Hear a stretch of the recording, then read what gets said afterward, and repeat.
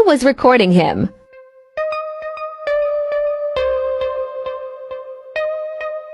Yeah. Who was recording him?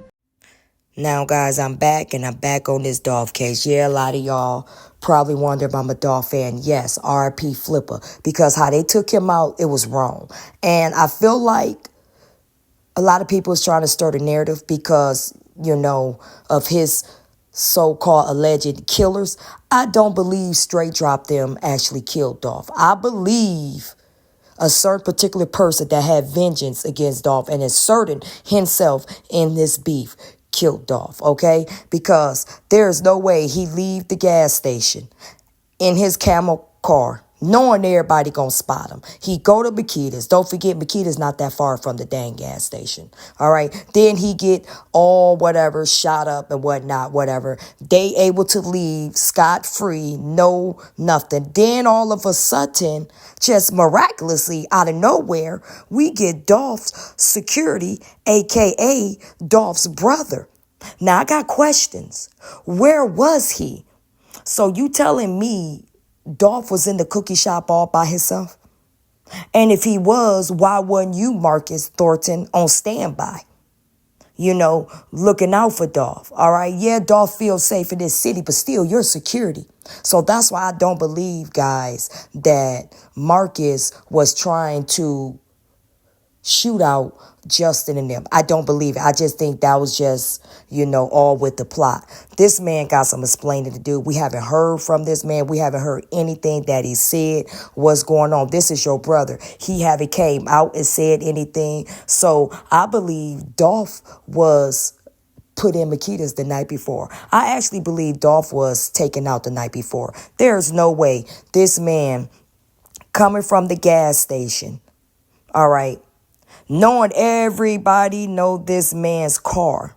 Everybody in Memphis know Dolph. And he goes to Makita's. Everybody know he love them cookies. You think they're not watching him?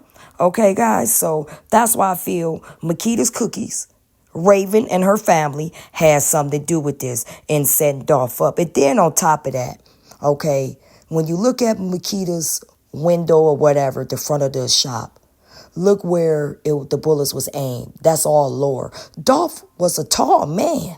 Okay, 6-something at least.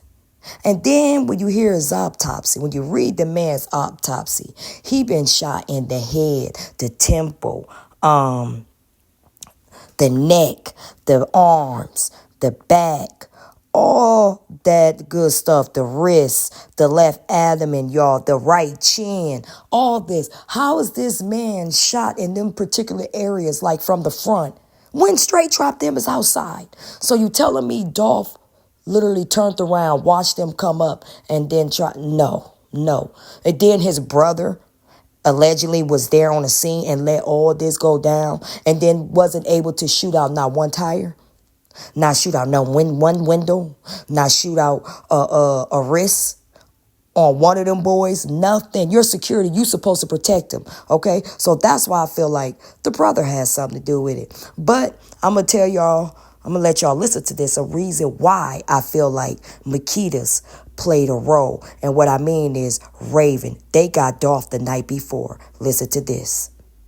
Was killed the night before. We put him in the back of the monster. We drug him in from the back door to the front, laid him in front of the shop, and we waited for the next day, and then we called Straight Drop them to come through and shoot the windows out, but Dolph was already in there. Now, y'all just heard Raven said that Dolph was in, they took Dolph the night before and took him to the cookie shop, and obviously they tortured that man and did what they had to do. Now, don't forget, we did see his brother miraculously came out of nowhere. So if they got Dolph the night before, where was his security once again? And why was he acting like Dolph wasn't already gone and he coming out powing, and he didn't even aim at his target. So now do y'all get what I'm saying? That the brother is a part of this. There is no way Dolph is going to be without security and ride around. Now I want y'all to look at something else. This is so key to the reason why I said Dolph was taken out the night before. And a lot of people is not touching up on this. I don't think people forgot, but they're not touching up on this. I think the night before, allegedly, this is all my speculation, put it on the flow. This is all allegedly. What I'm thinking is, when Dolph took that last picture, his face says a million words. I believe he saw somebody he knew that it was over. Okay? So I'm going to let y'all watch this and then I'll be back. Rest in peace, Young Dolph. This is one of the last pictures Young Dolph took as of today. He was gunned down here in Memphis, Tennessee, getting some cookies. He's a South Memphis legend. And I was so blessed to have met him last night on my 33rd birthday, eating dinner at Roof Chris with my bae. Noticed Young Dolph was there as well. We met him, we greeted him. He was so humble and so sweet. He found out it was my birthday. He like, sure, let's snap it up. We took a few pics, and to find out he's gone, not even 24 hours later, it really, really hurts. He's one of my favorite. He's so good for the community. So just want to get on here and talk about when we saw Dolph the day before he died, and how dude with the dress was with him. Like the same one that supposedly got out busting after he had already been gunned down in the cookie shop. He was with him the night before. Matter of factly, Dolph had on the same clothes that he died in the night before at Roof Chris when we saw him and got the last pictures. Like literally, I was the last one to get a picture with him while he was still alive. So November 16th, boom, 9 something that night to him passing away between 12 and 1 on Wednesday, November 17th. Like, shit is crazy.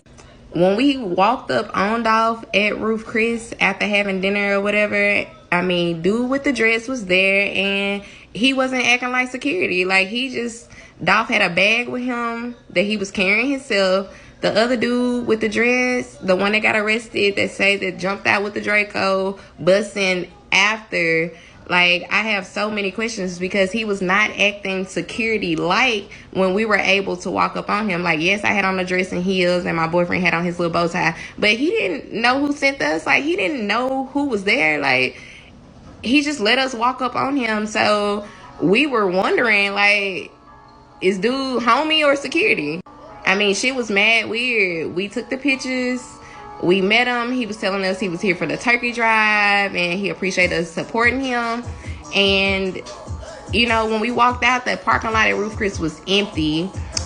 It was a very, very eerie feeling out there. Like, it was very stale. Like, all the cars had dissipated. They were out there.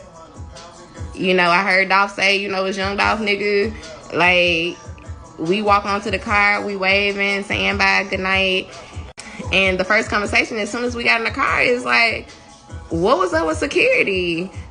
But Dolph himself seemed down in spirit. Like, he didn't seem happy. Like, how you see him excited to take care of business on TV, he did not seem just overjoyous. Like, he was in a Jeep.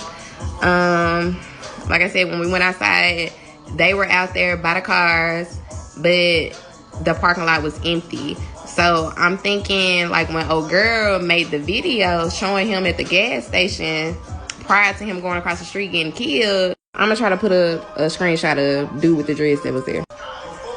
That's the one that... Now, this is the same lady that took the picture the night that Dolph allegedly was taken. Did y'all see Dolph's face?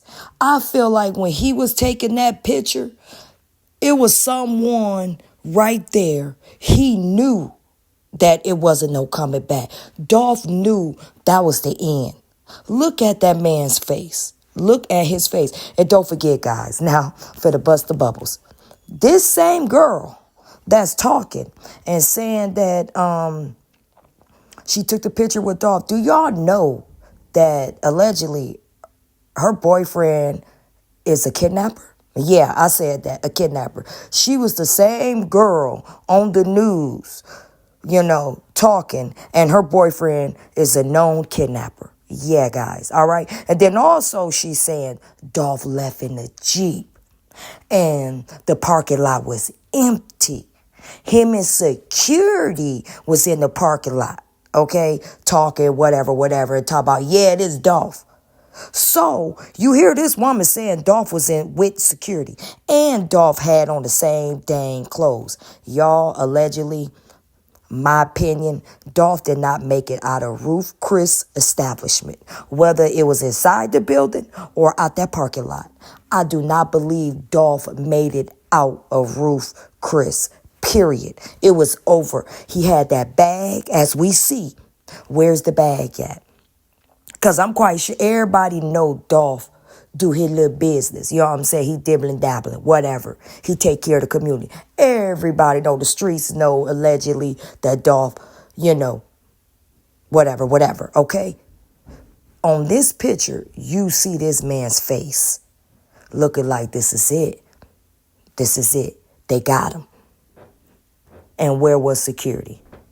Tell me, where was security? She said they was there. So how in the heck Raven them was able to get him, in that monster truck? Boom. Her dude is a known kidnapper. And I believe the person that he saw, y'all for the bust it out, was Black Youngster. Because he's the only one that made it his priority, his duty to get Dolph. Excuse me, guys. He tried so many times. He inserted himself in that beef. And I'm going to tell y'all how I feel like it happened allegedly. I feel like they got him at Ruth Chris. And when Dolph was taking that picture, he saw his enemy. I mean, it was over with. It was done.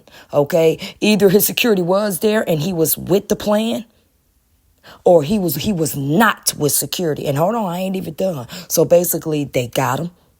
They did what they had to do. They took that ass to Makita's. Lord forgive me, R.P. Flipper. They took him to Makita's. And they put him in there. Okay? And the next day, Straight Drop them had to do what they had to do, because guess what, guys? They had to do this before Makita's opened, because if it would have opened and people would have came up in there, they would have saw Dolph already there.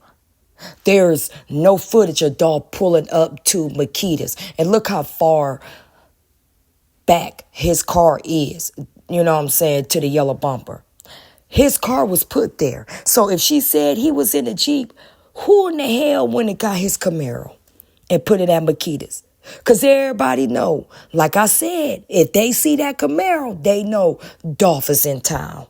So I feel like Black Youngster them was the one that had something to do with. Black Youngster was one of the dudes.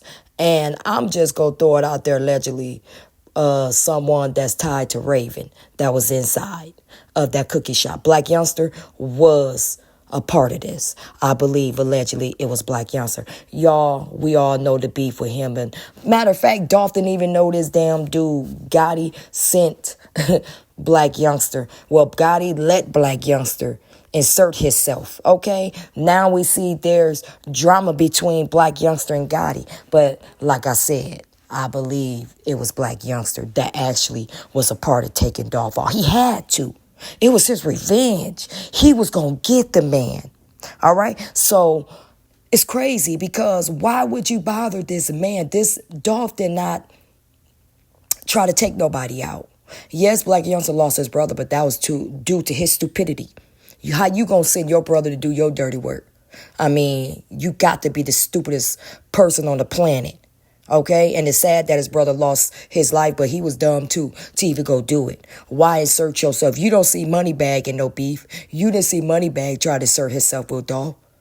He stayed out of that. So guys, and I got another thing, another video that I want y'all to listen to, and this is how I'm going to end this commentary, because I strongly believe that Black Youngster finally took him out. Black Youngster, somebody else. Straight Drop them did not do the fatal blow to Dolph. No, they did it. They was just a cleanup guy. So it'll look like it was done that morning when, you know what I mean, the cookie shop, or well, before the cookie shop opened or whatnot. And then if you go back into some interviews and all that, Raven was saying that the cookie shop the doors was locked. So how in the hell Dolph get in? My whole point, guys. My whole point. So I believe Raven them, the family has something to do with it. The daddy, he lied. The mama lied. Why in the heck Dolph go be there getting cookies that early in the morning for his family? Is you serious? Nobody want no dang on cookies that early. Then, you know, looked in the comment section, people were saying that Makitas don't even be open that early. So, like I said, guys, I feel like it was someone in the inside that took Dolph out. And they put him in Makitas because that would be the only perfect spot, you know, to put Dolph's car. So everybody know Dolph is in town was Makitas. And Raven them. And allegedly the streets are saying, you know, I'm got to hurry up and say it before I forget. Raven them is not in Memphis. So y'all Memphis folks, any one of y'all Memphis folks, let me know in the comment section if Raven's family is still in Memphis, because I'm hearing they down in Dallas. They gone.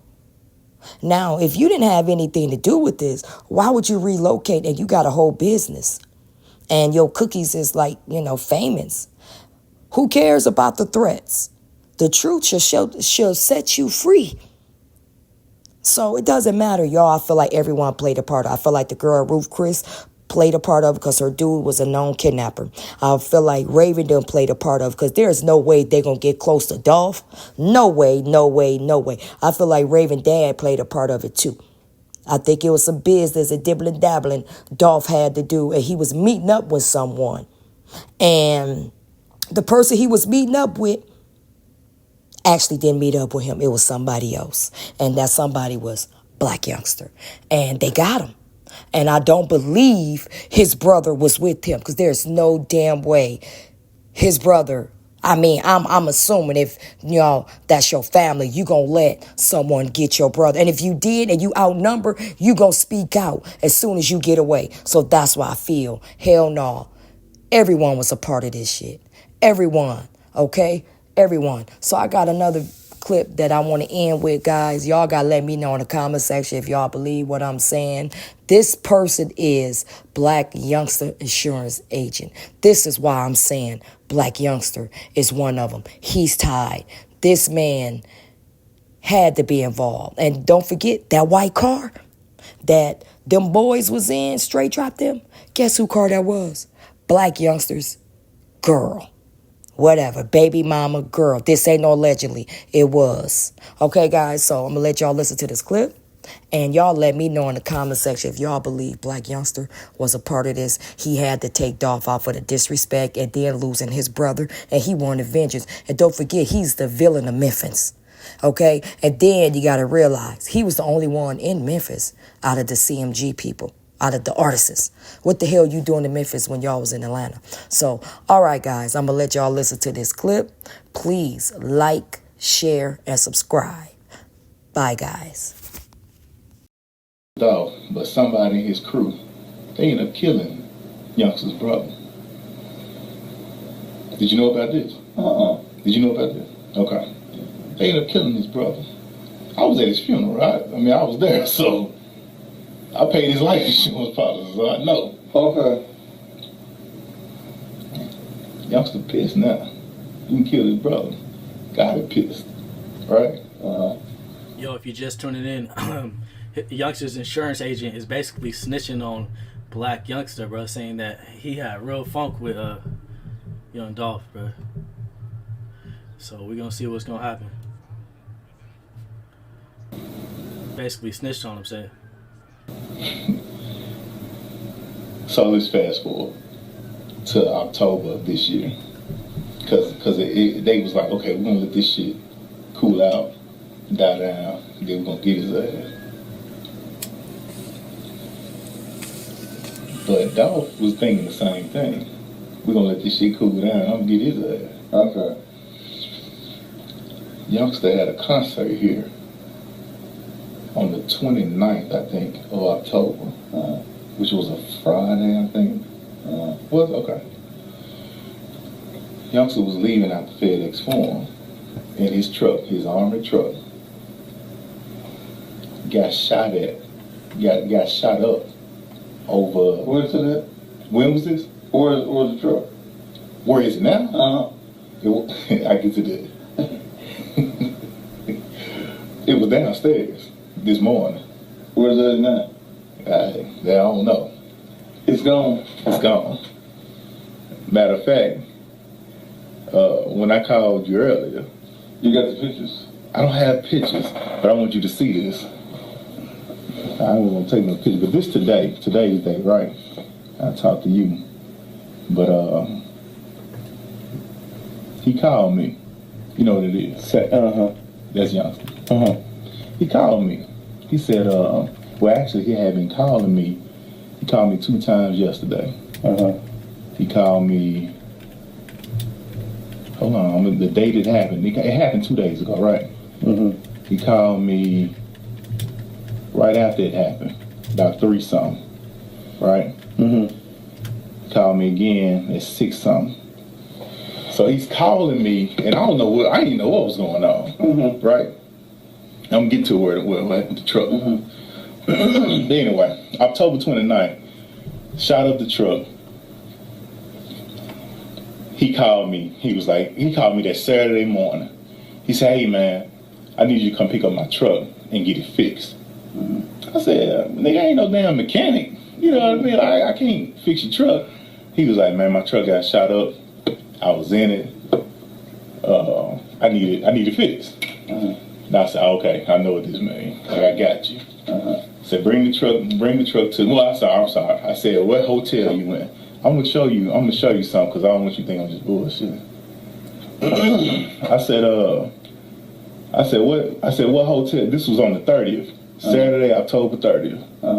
I said, what hotel are you in? He told me where he was, gave me the address. I went to pick the truck up. Took the truck down to Jack Morris to try to get it fixed. But of course, they don't have bulletproof glass there. So they had to order the part. Truck had been sitting down here since October 30th, waiting on the parts to come in. So just so happened, the day before the murder of young Dolph, he called me, a youngster called me. He said, hey man, where my truck at? I said, man, your truck, downstairs waiting to get fixed. He said, he ain't got fixed yet. I said, no, I'm still waiting on the parts to come in. I said, everything's slow right now, because of COVID and everything else. He said, man, I need that truck. I need that truck for tomorrow. I said, what, you got some shows to do tomorrow or something? He said, no, I got some traveling to do. I need to get around. I said, well, ain't you in Atlanta?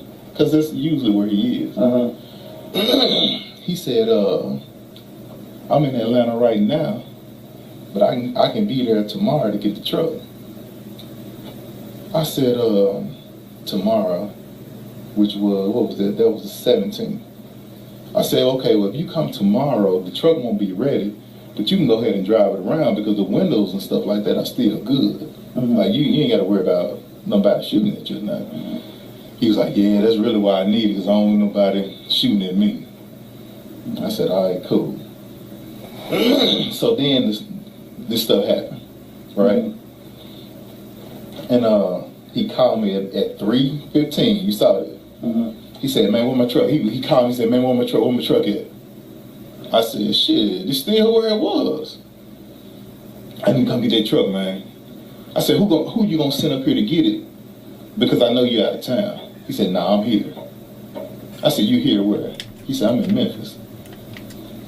I said, youngster, is everything okay? Because I already knew what had happened. Hell, right up the street. I could hear the sirens and everything. I said, is everything okay? He said, man, I need that truck, and I need it bad. Make sure you hit that like button. I said, I don't know what's going on. I said, but meet me up here tonight at about 6 o'clock so you can get that truck. He called me. You can see the things on the 17th. So what you was? Let me tell you what he said. He called me and said, let me make sure I don't get these dates right.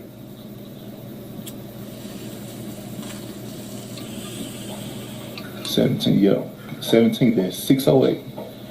He called me and said, man, I ain't gonna be able to meet you right now, but can you drive my truck over somewhere? He said, I can't remember where he really just full on snitching on Black Youngster right now. That's crazy, bro. He said, but can you drive it over here and I'll get the keys from you and I can go from there. I said, youngster, I ain't driving this truck. I said, this motherfucker shot up all on one side, windows cracked, windshield cracked. So I'm not driving this truck. I said, if you want this truck, you come get this motherfucker. He said, and I said, and you might not want to come get it tonight. I said, you probably want to wait till tomorrow or the next day, which is today. He said, yeah, that's right, E, you're right. I'm just gonna wait. I said, but you in the city though? Yeah, I'm in the city. I'm trying to fly out. I'm trying to get out of here by tomorrow. I said, all right. So he called me the next day, which was yesterday. Called me yesterday. I'm gonna tell you what time. Yeah, he tell me time. He called me yesterday at 4:15.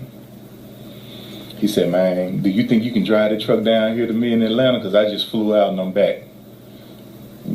I said, yeah, I'll drive it down there to you. I said, I'll bring it to you right now. He said, all right, cool. So I'm getting ready to drive it to him. I was getting ready to drive it down there to him. It was about 4:30 in the evening. My wife called me, had wanted me to do something, so I was like, all right, I can't do it. I called him back. I said, I can't do it. He said, well, I'm going to have somebody come pick the truck up tomorrow, which was today. He called me at 10:55 this morning. He said, is the truck ready? I said, yeah. He said, all right, I'm going to send somebody up there to get it. He called me again. He called me at 12:30. He said, I'm here. I said, you here? He said, yeah, I'm here. I said, I thought you said you flew out to Atlanta yesterday. Oh, no, I had to come back. I said, where you at, man? He said, I'm downstairs. I said, pull up to the back. Right back here. Back of the jail. Because I had the truck right here. He pulled around there. He said, man, can I come upstairs for a minute? Came up here and sat down right there. Actually, came and sat down right there. I said, youngster, you all right? I looked at him just like that. I said, you all right? He said, I ain't do it. I said, do what? He said, I ain't do it. I don't care what they say, I ain't do it. I said, what are you talking about? Man, you know what I'm talking about. You know what I'm talking about. I ain't do it. I said, youngster. I don't call him youngster. I call him Sammy. I said, show him the picture of that car that they looking for. I said, who car is this? I don't know who car that is. So I did this right here. Hold on, hold on.